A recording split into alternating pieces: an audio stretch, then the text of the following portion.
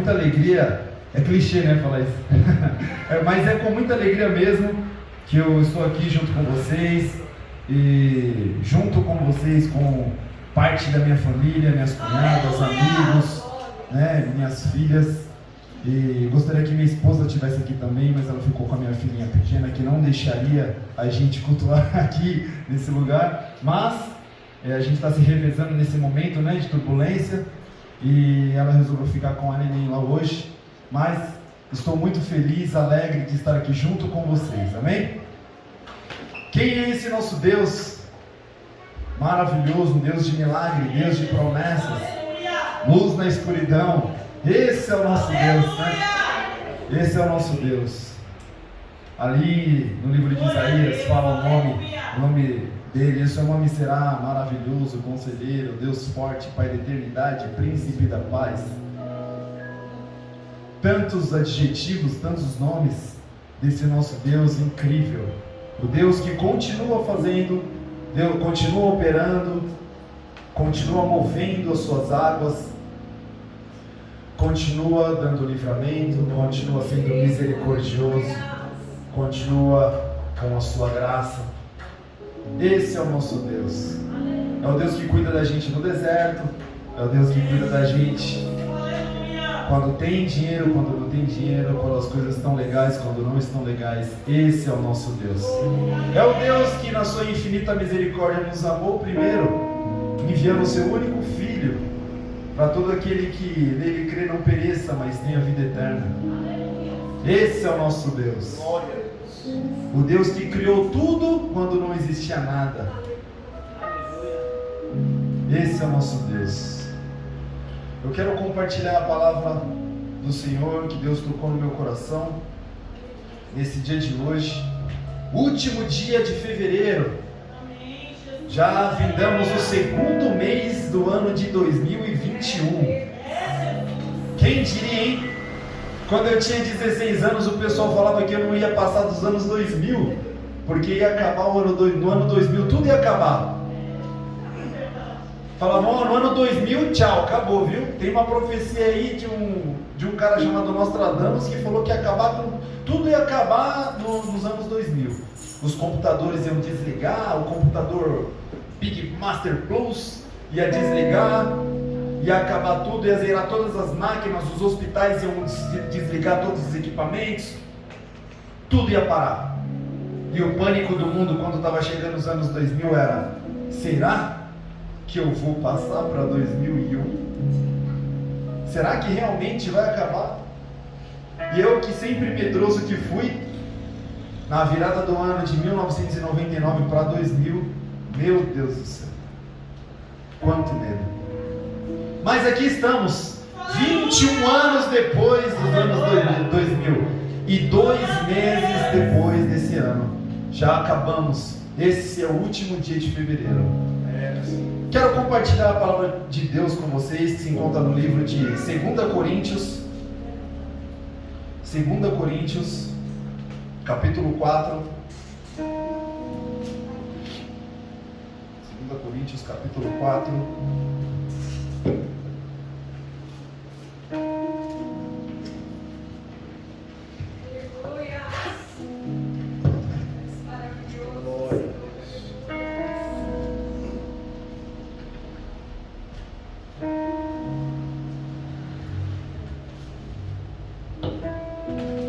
Amém. Você que trouxe sua Bíblia, vai acompanhar comigo a leitura. A minha versão é uma versão para os dias de hoje, né? Mas você pode continuar, é a mesma intenção. Inclusive, eu trouxe também a Bíblia aqui do meu celular, que tem uma versão um pouco mais antiga, né? Para a gente fazer um paralelo. Mas eu vou ler aqui na versão que eu li hoje em casa. Amém? 2 Coríntios, capítulo 4, a partir do verso 7. Você que trouxe a sua Bíblia pelo telefone, eu peço para que você tenha diligência e quando aparecer uma notificação de mensagem do WhatsApp, você não clique, se assim for possível, né? Vamos lá. Porém, nós que temos esse tesouro espiritual somos como potes de barro, para que fique claro que o poder supremo pertence a Deus e não a nós. Muitas vezes ficamos aflitos, mas não somos derrotados. Algumas vezes ficamos em dúvidas, mas nunca ficamos desesperados. Temos muitos inimigos, mas nunca nos falta um amigo. Às vezes somos gravemente feridos, mas não somos destruídos. Levamos sempre no nosso corpo mortal a morte de Jesus, para que também a vida dele seja vista no nosso corpo. Amém? Pode se sentar, por gentileza.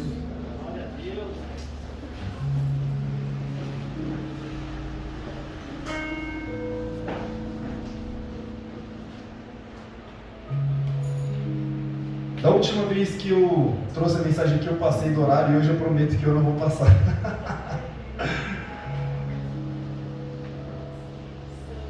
Quando Deus me deu essa palavra, eu lembrei automaticamente de uma música, de um corinho de fogo que tinha antigamente, e de uma música do Ocupo, que é o grupo que eu faço parte, de uma música chamada Vaso. E nesse corinho de fogo tinha: desce como um vaso velho e quebrado, sobe como um vaso novo, né? Quem é mais da antiga aí conhece esse louvor. E eu lembrei desse louvor, e lembrei de que as pessoas costumavam chamar a gente de vaso antigamente, né? Por isso que a gente acabou escrevendo essa música e colocamos o título da música de Vaso. As pessoas tinham o costume de chamar a gente de vaso, porque assim, que nessa passagem mostra, o apóstolo Paulo fala para a igreja de Coríntios que nós somos como um vaso. Eu lembrei também de uma passagem de um profeta chamado Jeremias, um profeta conhecido como profeta chorão, mas ele era conhecido como profeta chorão porque ele chorava não por seus próprios interesses, mas porque ele se preocupava com o povo de Israel. E assim, ele foi rotulado por teólogos e estudiosos da Bíblia como o profeta chorão, o profeta que chorava pelo povo. E aí, numa passagem, eu lembrei nessa passagem de Jeremias, que Deus, conversando com ele, falou: vamos descer lá na casa do oleiro, que eu quero falar contigo. E ele descendo na casa do oleiro, Deus foi falando com ele: está vendo ele fazendo o vaso? Como ele tira, como ele mexe, como que funciona a criação de um vaso? E vendo que um vaso não ficava bom, ele pegava outra matéria-prima e começava a fazer outro vaso. E Deus foi falando ali também com Jeremias. E eu lembrei também de outra passagem que eu quero citar aqui hoje em Gênesis, que não tem nada a ver com vaso, mas tem a matéria-prima de um vaso. Aliás, tem tudo a ver com o vaso. Mas eu quero ler, junto com os meus irmãos, agora a versão um pouco mais antiga. Temos, porém, esse tesouro em vasos de barro, para demonstrar que este poder que a tudo excede provém de Deus, e não de nós mesmos. Sofremos pressões de todos os lados, contudo, não estamos arrasados. Ficamos perplexos com os acontecimentos, mas não perdemos a esperança. Somos perseguidos, mas jamais desamparados, abatidos, mas não destruídos, trazendo sempre no corpo o morrer de Jesus, para que a vida de Jesus, da mesma forma, seja revelada em nosso corpo. Aleluia! Glória a Deus! Esse homem que escreve esse livro, o apóstolo Paulo, ele era um homem muito sábio, muito inteligente, estudou aos pés de homens muito sábios também, muito inteligentes, talvez um dos maiores, chamado Gamaliel. E ele conhecia muito de tudo que ele falava e era envolvido. Ele era não só militar, mas também era militante de uma causa étnica, política. Ele também era político. Ele era militante de diversas causas. Era um homem muito sábio e polido. Sabia do que ele estava falando e sabia por onde andava. Conhecia o terreno por onde ele transitava. Ele era tão convicto, mas tão convicto das coisas que ele sabia, mas tão convicto, que ele se entregava ao máximo em tudo que ele fazia. E aí entra agora o tema da mensagem. Ser bom o bastante não é bom o bastante.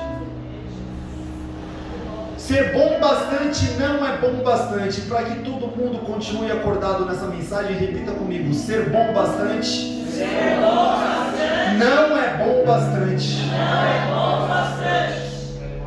É Jesus, Deus, aleluia. Esse mesmo homem, eu lembrei disso porque numa conversa em casa essa semana que passou, por conta de um acontecimento televisivo, eu lembrei dessa passagem, a gente começou a conversar, e hoje, quando Deus me deu essa palavra em 2 Coríntios, eu lembrei dessa passagem de Paulo também. Paulo, que assim que teve um encontro com Jesus, Paulo era perseguidor da igreja, ele matava, ele era um dos caras linhas de frente, que queriam ver a igreja extinta naquela época.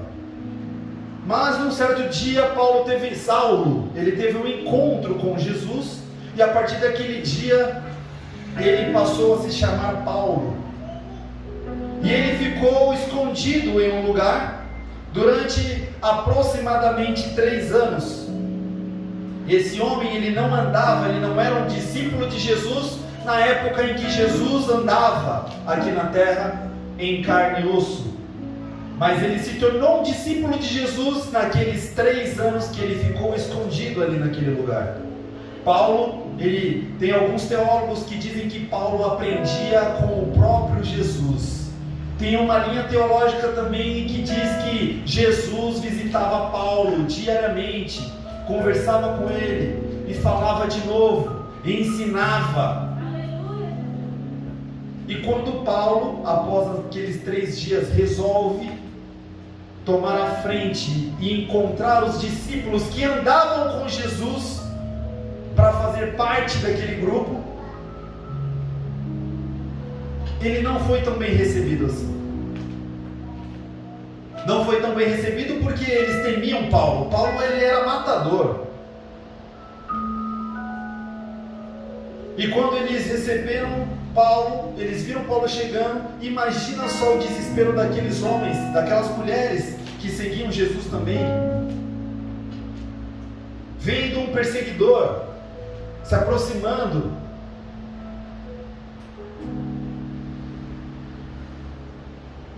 E ele, além de se aproximar, ele quis mostrar para aquelas pessoas que ele era uma nova pessoa, um novo vaso, um novo ser.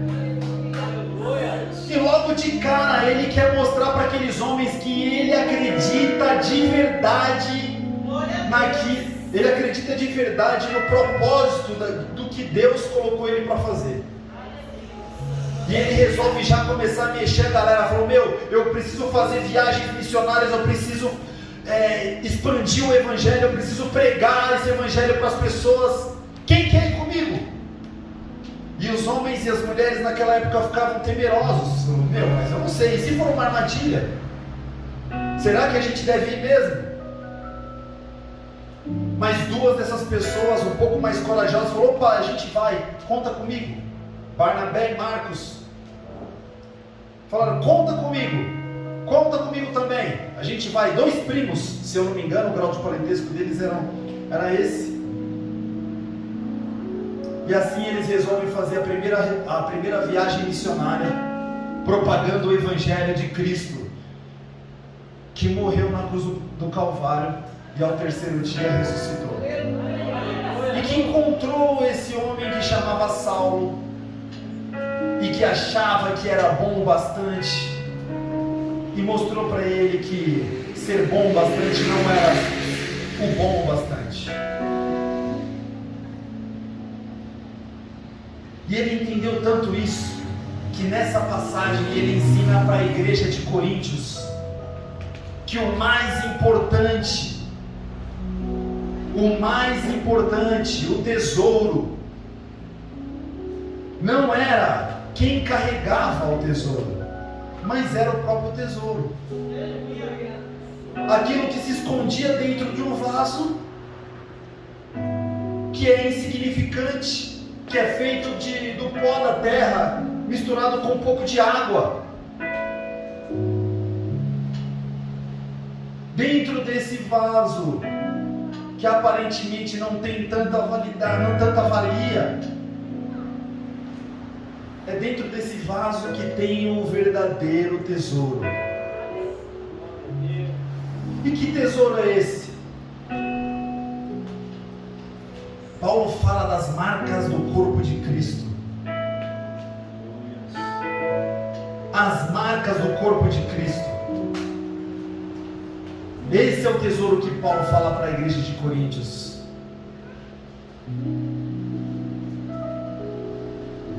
Como que eu consigo carregar dentro de mim, sendo vaso, esse tesouro chamado de marcas do corpo de Cristo?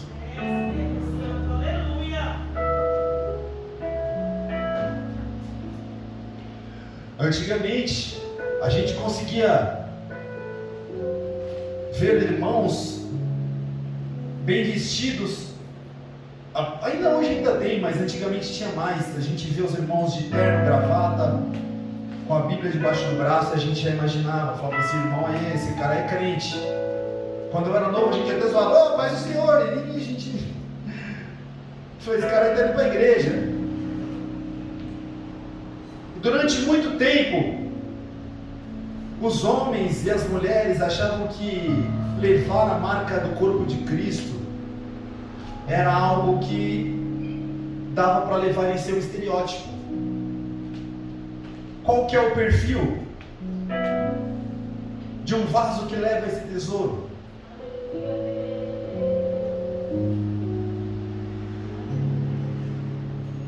A gente vê na Bíblia, na igreja primitiva, homens e mulheres que morreram porque eles acreditavam de verdade naquilo que Deus tinha colocado eles.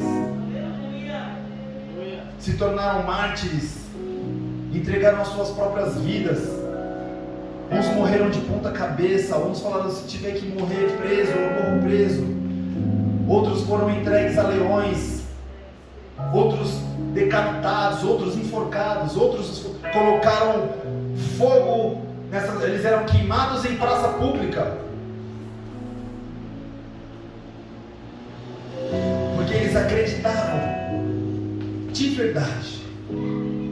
E hoje a gente vê a igreja dos dias atuais levando, achando, se considerando um vaso muito bonito, um vaso bem arrumado, um vaso com uma camisa importada e com perfume importado também, com um relógio top, com uma pranchinha japonesa, ou com o cabelo afro bem arrumado.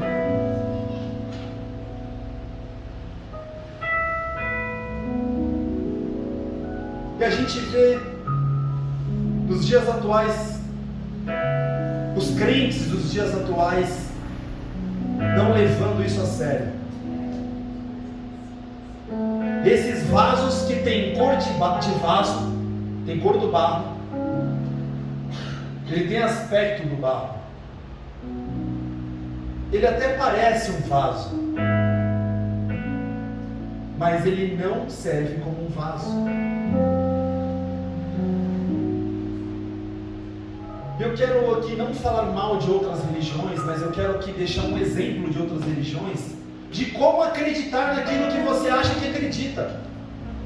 Conversando por esses dias com uma pessoa que visitava a barbearia ali que a gente trabalha, um cara que era evangélico desde nascença, porque a sua mãe era evangélica, o seu pai era evangélico, cristãos. De uma hora para outra, a gente cortando o cabelo dele, eu percebi que ele estava com uma correntinha diferenciada, mas bem conhecida por nós brasileiros, conhecida como guia. Eu olhei e fiz questão de perguntar para ele, eu falei, você não está mais indo para a igreja? Ele falou, não estou mais indo para a igreja, e eu fiquei até com medo de você perguntar isso para mim, eu não sabia responder, cara. Eu falei, mas por que você não está indo para essa igreja? Ele falou, porque eu conheci uma religião que me aceita como eu sou, e lá eu faço coisas que eu me sinto bem, me sinto amado. E aí ele começou a desenrolar essa história e começou a falar para mim e para as pessoas que estavam conosco como ele servia o Deus dele. Meu Deus, eu senti tanta vergonha.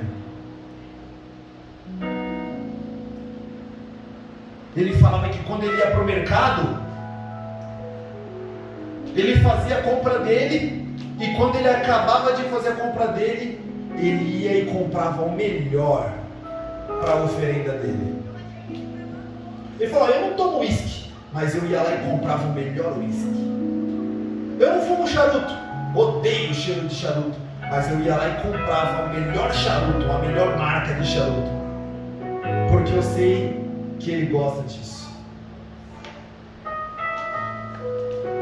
E aí ele foi falando, e no meio dessa nossa conversa ele falou, quando eu apresento uma oferenda, quando eu faço ali uma oferta para esse meu Deus, eu não faço de qualquer jeito, tem a roupa certa, eu me preparo durante uns 2 dias, e no dia que eu vou fazer a oferta eu não mexo com ninguém, eu não falo com ninguém, não me relaciono sexualmente com a minha esposa, eu não faço nada, aquele dia é da minha entidade.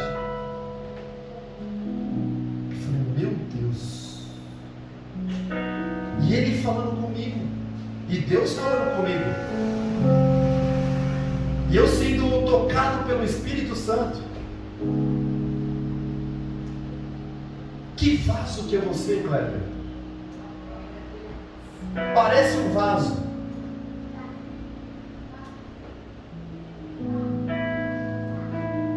E ele foi continuando falando, pastor. Foi falando, ó, quando a gente sai, a gente está tão crente no que a gente vai fazer, a gente está tão possuído de tanta certeza, que assim que a gente começa, a entidade já aparece.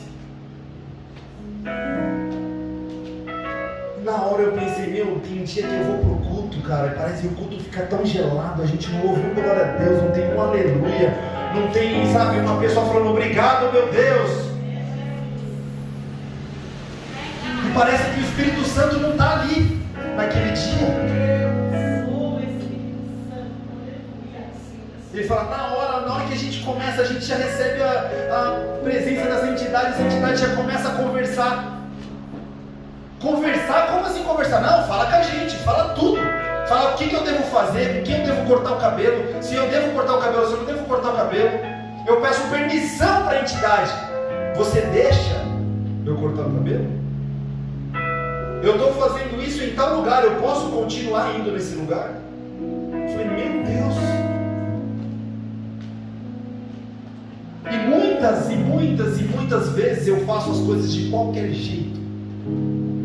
Saio de casa, vou para o trabalho, chego no trabalho e nem sei como eu cheguei, mexendo no celular, mandando mensagem, tentando resolver as coisas do dia anterior, atrasado porque não me planejei.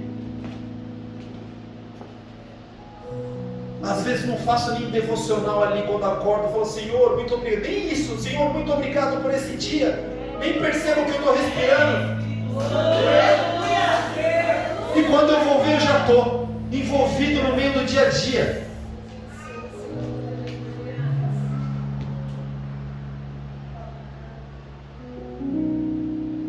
E esse rapaz mostrando para mim, ele era novo na religião, muito novo, 1 ano apenas, e ele me ensinando ali, ó, como adorar o meu Deus. Aleluia. E agora, nesse momento, eu lembro da passagem sobre a criação do tabernáculo, Deus ensinando os homens, através de Moisés e seu irmão, como adorá-lo, porque o povo estava tudo bagunçado, fazendo do jeito que achava que dava para fazer, e Deus falou assim: a partir de hoje eu vou ensinar vocês como me adorar, eu vou ensinar, para tudo, para, tá perdido, tá tudo atrapalhado, dá sinal no ônibus aí, pede para descer, que agora eu vou ensinar vocês a me adorar.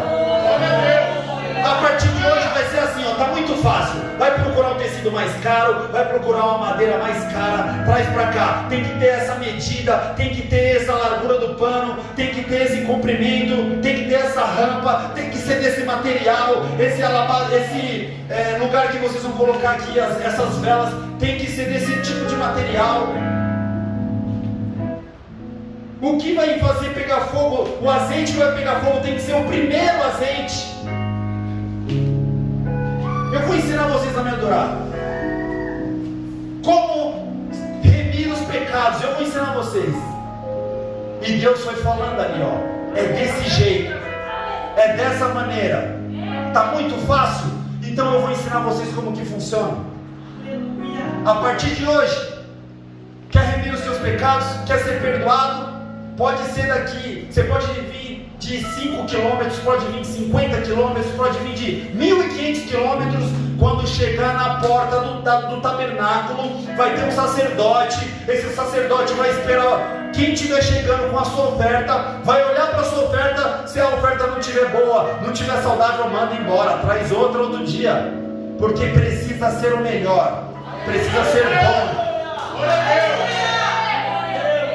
Eu vou falar para vocês, o título dessa mensagem é ser bom o bastante. Não é bom o bastante, mas para adorar a Deus tem que ser bom bastante. Tem que ser bom bastante. Deus vai te resgata, meu irmão. Deus vai te traz. Você não era nada, era todo atrapalhado, sabe? Mas Deus vai lá e te resgata. E a partir daquele momento você precisa viver um momento de transformação. Não pode ser mais igual. Eu vou ler um outro texto aqui, ó. 1 Coríntios, capítulo 1, versículo 26. Agora, meus irmãos, lembrem do que vocês eram quando Deus os chamou. Do ponto de vista humano, poucos de vocês eram sábios, ou poderosos, ou de famílias importantes. Para envergonhar os sábios, Deus escolheu aquilo que o mundo acha que é loucura. E para envergonhar os poderosos, Ele escolheu o que o mundo acha fraco. Para destruir o que o mundo pensa que é importante, Deus escolheu aquilo que o mundo despreza, acha humilde e diz que não tem valor. Isso quer dizer que ninguém pode ficar orgulhoso, pois sabe que está sendo visto por Deus. Porém, Deus uniu vocês com Cristo Jesus e fez com que Cristo seja a nossa sabedoria. Porém, Deus uniu vocês com Cristo Jesus e fez com que Cristo seja a nossa sabedoria. E é por meio de Cristo que somos aceitos por Deus, nos tornamos o povo de Deus e somos salvos.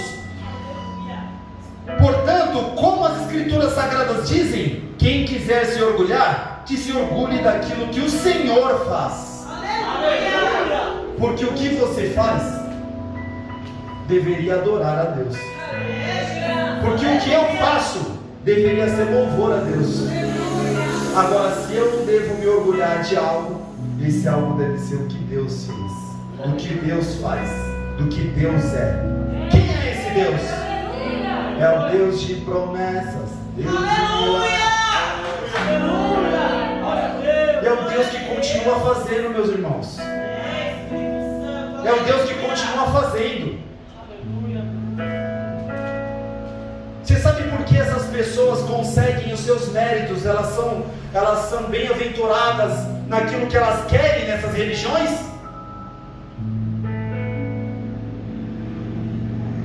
Porque elas sabem o que elas estão fazendo. E quando eu não sei o que eu estou fazendo, quando eu não sei o caminho, para onde eu vou, qualquer caminho serve.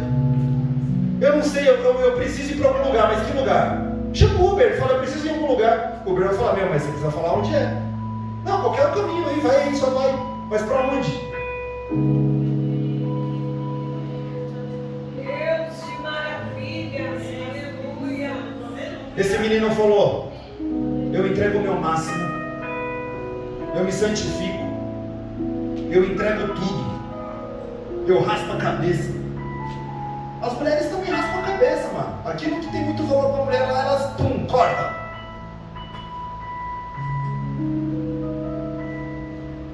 E a gente vê a entidade curando, a gente vê as entidades trazendo o marido que nem é marido. A gente vê essas entidades fazendo tudo isso que a gente quer. E eu pensei, talvez seja por isso que nos dias atuais a gente não vê tantos milagres acontecendo na igreja. Quem é o Deus criador de todas as coisas? Ele é o nosso Deus. É o Deus que eu falei que criou tudo no meio de nada. Não tinha nada. Lá em Gênesis, no capítulo 1, não tinha nada. E aí Deus vai e transforma. Esse Deus, Ele é o Deus, Ele é o dono e criador de tudo. Aí a gente vê um rapaz que está começando agora, acreditando tanto em alguém que é bem inferior do que esse Deus que a gente diz que a gente fala que a gente serve. Deus ensinou aqueles homens na igreja primitiva, através de Moisés e seu irmão, a servi-lo, a ser perdoado. Trouxe. Deixa eu ver se serve. Parece ser bom, pode entrar.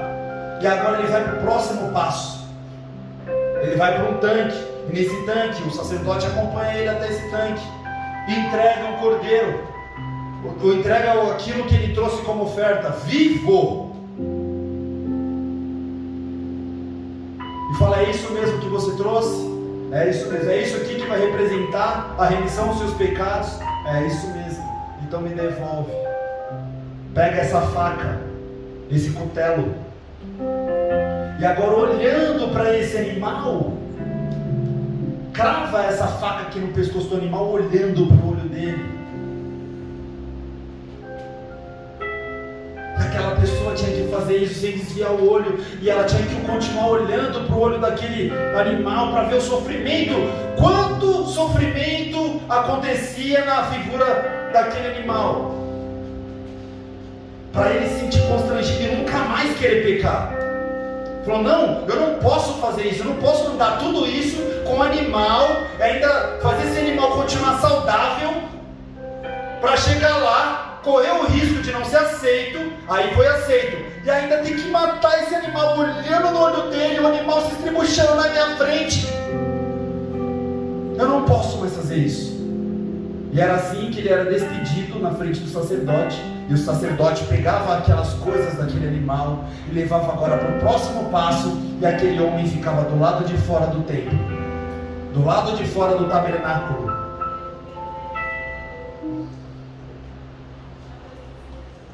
E esse homem ficava do lado de fora do tabernáculo, esperando agora para ver se aquele material daquele animal que foi morto, quando fosse queimado através da próxima porta, essa fumaça fosse subir como incenso agradável. Porque se não subisse, ele tinha que voltar de onde ele veio, buscar um outro animal, porque a oferta dele não foi recebida por Deus. Enquanto não fizesse direito, não era recebido. E você sabe por que acontecia isso? Porque a igreja daquela época, o povo de Israel, os judeus estavam todos bagunçados. Os hebreus estavam todos bagunçados da forma de entrega, de cultuar.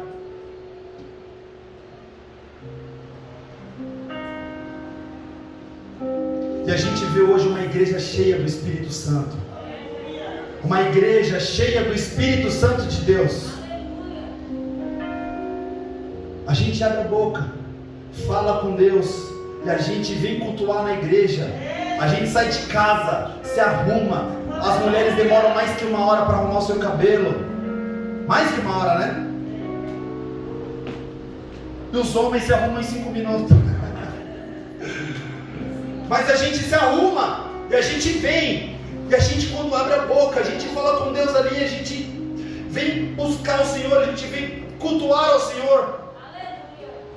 E o que significa culto? O que é um culto? É a gente entregar algo, é a gente oferecer algo, é a gente entregar nossa oferta nos pés do sacerdote, no altar.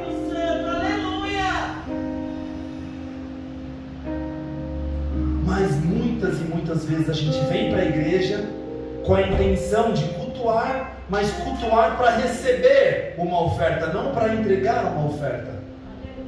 A gente vem querendo receber a cura, a gente vem para receber prosperidade, e Deus, sendo misericordioso, Ele vem e nos abençoa. Aleluia! Mas qual é a intenção desses vasos? Qual é a intenção desses vasos? Qual é a marca que esse vaso carrega dentro de você? Quais são os componentes básicos de um vaso? É pó da terra e água. E o moleiro para moldá-lo. Tem pó da terra, tem água e tem uma pessoa para moldar. Quem molda o vaso? É o oleiro, que nessa representatividade é o nosso Deus. Aleluia! E quem é o vaso? Somos nós. Um vaso de terra, pó da terra e água. A água que a gente ouve tanto por aí, que a água é vida, traz vida. A água é vida. Tem água? Tem vida. Tem vida em Marte? É só ver se tem água. Se tiver água, tem vida.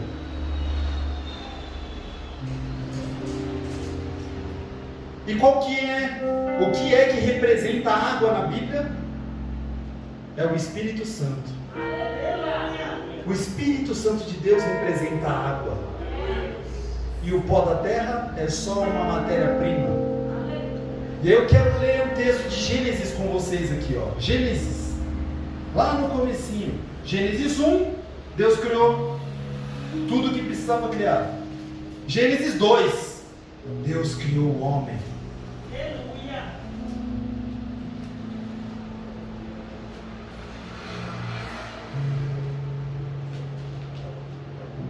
Gênesis 2, versículo 7. Então do pó da terra o Senhor formou o ser humano. O Senhor soprou no nariz dele uma respiração de vida, e assim ele se tornou um ser vivo.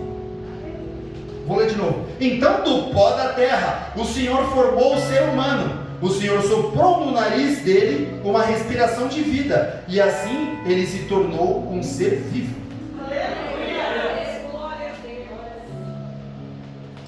Capítulo 1 de Gênesis. Deus criou tudo onde não tinha nada.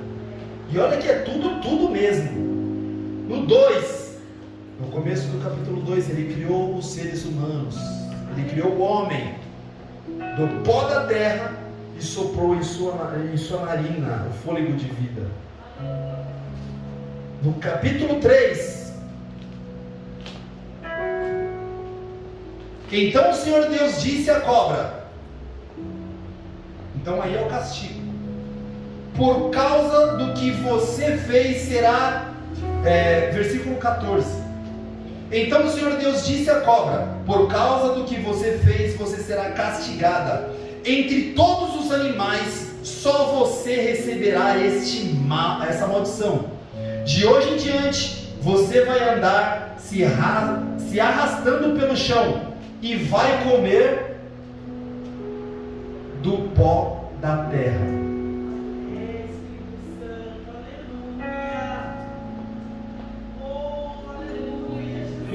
Só você receberá essa maldição. Você vai se rastejar. E o seu alimento será o pó da terra. Água representa o Espírito Santo de Deus. Eu, sem a água, sou só o pó da terra. Eu sem o Espírito Santo, você sem o Espírito Santo de Deus, é só um pó da terra. Você sem esse tesouro que Paulo cita em 2 Coríntios, você sem esse tesouro é só um pó da terra. É um vaso trincado, quebrado, que se torna pó de novo. E se não tiver água, vai ser só um pó para o resto da vida. Pó para o resto da vida. Acabou. Ser humano sem o Espírito Santo, pó. Alimento da serpente. Gênesis 3,15. Capítulo 3 de Gênesis, verso 15. O próximo é onde toda a Bíblia inteira circula nesse versículo. Gênesis 3,15. Eu farei com você e a mulher sejam inimigas uma da outra, e assim também serão inimigas a sua descendência e a descendência dela. Esta esmagará a sua cabeça, e você picará o calcanhar dessa descendência dela. Em algumas versões diz: da semente da mulher nascerá um que pisará na cabeça da serpente. E a Bíblia inteira, todos os capítulos e todos os livros do Antigo Testamento falam dessa semente. E o Novo Testamento começa no livro de Mateus, já na genealogia, falando sobre essa semente. E quando nasce alguém com as características dessa semente, Satanás, ele tenta tramar um jeito, ele tenta arrumar um jeito de matar, para conseguir tragar, tipo o pó da terra. Ele tenta matar Moisés, ele tenta matar essa galera toda que tinha característica dessa semente.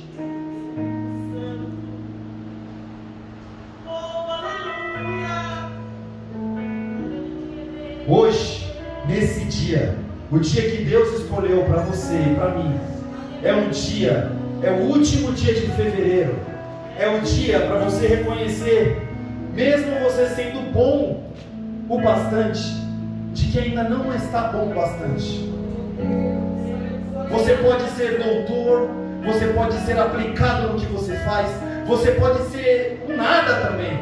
Hoje é o dia que Deus fez para você. Hoje é o dia do seu encontro com o Espírito Santo, para você deixar de ser pó da terra, alimento de Satanás, alimento da serpente, e passar a ser um vaso ali moldado por Deus, que contém a matéria-prima, que tem cor da terra, que tem o pó da terra, mas que também tem o Espírito Santo.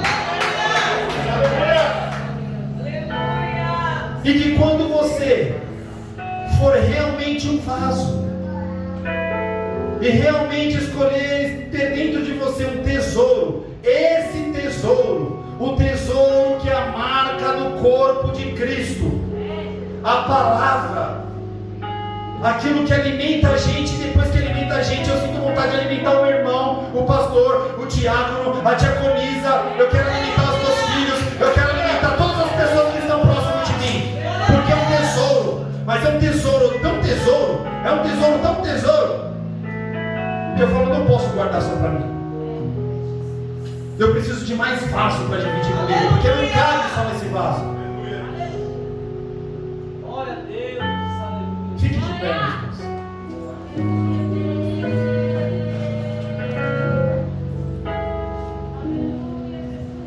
Eu estou em uma obra na minha casa. Estou construindo lá na minha casa. No meio da pandemia, uma loucura. Estou gastando muito dinheiro lá. Eu nem imaginava que ia gastar tanto, mas as coisas aumentaram absurdamente. E quando eu achava que eu estava acabando já de gastar o que eu precisava gastar para a primeira fase, o O pedreiro falou: eu não vou fazer a laje sozinho não, pode contratar uma empresa aí para trazer o cimento pronto, concreto usinado. Não vou subir essa altura aí com concreto nas costas não. Eu fui lá, fechei com a empresa levou o concreto, e quando eu achei que estava tudo pronto, a empresa me manda uma notificação: Senhor Kleber, a partir desse momento a responsabilidade da laje é sua. Você precisará regar a laje 2 vezes ao dia durante 7 dias. E esse é um processo de cura da laje. Ela precisa primeiro ser curada por dentro, para depois ela começar a achar cura externa. Eu falei: pronto, gastei dinheiro, o pedreiro, eu fiz com que o pedreiro não gastasse tempo, para a gente minimizar o tempo, e agora eu vou ter que trabalhar para o pedreiro, vou ter que trabalhar para a empresa. E a empresa falou assim: ó, você terá uma excelente laje se você fizer o que precisa ser feito. E todos os dias pela manhã e à tarde eu subia na laje morrendo de medo de altura, para regar aquela laje, para que ela tivesse a cura necessária para eu ter uma laje confiável, para continuar construindo em cima dela. Hoje foi falado que Deus, Ele quer curar hoje. Aleluia! No louvor que foi entoado aqui hoje foi dito: Deus, Ele quer te curar. Se você veio buscar cura, aqui tem um Deus de cura. Se você veio buscar salvação, aqui tem salvação. Aleluia! Você veio buscar o quê? Aqui tem. Aleluia! Nesse Deus. Aleluia! Mas tudo precisa começar com uma cura igual dessa laje. A gente precisa regar com água, que é o Espírito Santo. E essa cura precisa começar por dentro. As pessoas não vão ver. Se você estiver preocupado primeiro com o que as pessoas vão ver, pode parar. Porque a laje no começo é feia. Quando você começa com o seu processo de cura, não é tão legal. Quando você começa a ir com uma dieta, uma cura, uma vida nova, criar novos hábitos, não é tão legal. Mas quando a cura começa, quando as coisas começam a acontecer, quando aquilo que precisa acontecer começa a acontecer, as pessoas começam a te pedir dicas. Como que você fez? Mas como que você se alimenta? Mas como que você rega? Mas é de manhã e à tarde? Mas você joga quanto de água? É muito ou pouco? Nossa, a laje que eu fiz lá trincou. Mas como que você fez? Quando as pessoas olham para você, vaso, elas estão olhando que tipo de vaso? Um vaso que elas querem ser igual? Ou um vaso trincado? Só o pó? Que tipo de vaso você é? O vaso que se acha um vaso bonito? E um bonito que eu estou falando não é uma beleza do exterior. Você se acha esse vaso? E na verdade você é um vaso quebrado, destruído, com sentimentos machucados, o emocional bagunçado, cheio de traumas, como a irmã falou aqui agora há pouco. Que tipo de vaso você é? Não, eu sou um vaso bom, eu sou um vaso dos vasos bons mesmo. Bom o bastante não é ser bom o bastante. Dá para melhorar esse vaso ainda. Aleluia! Dá para colocar mais tesouro aí. Se você for bom o bastante que não cabe mais tesouro, então vamos começar a compartilhar. Vamos começar a ser um exemplo de vaso para outros vasos. Olhar e falar: meu, eu preciso ser igual a esse vaso.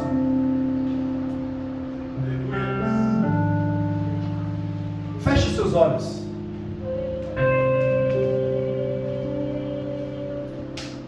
Hoje é o seu dia. Dia 28, dia que Deus fez para você em especial. Você venceu até aqui.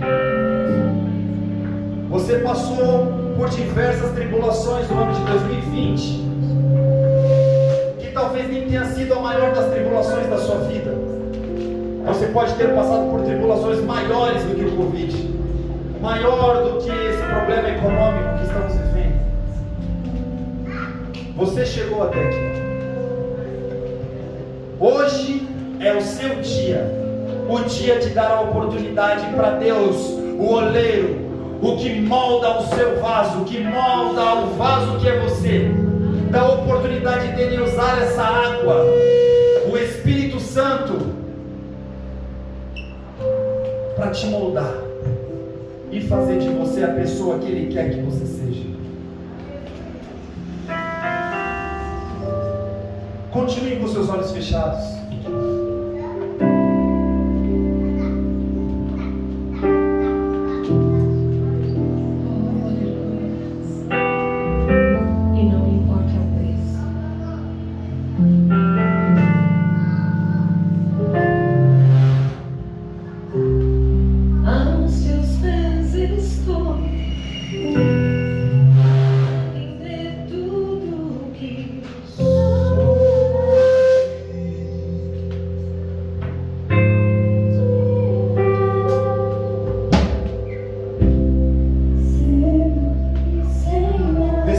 É o momento de você se ligar com Deus.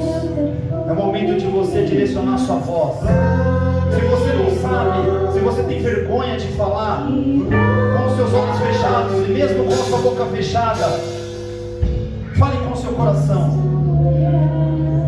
Mas fale, Senhor,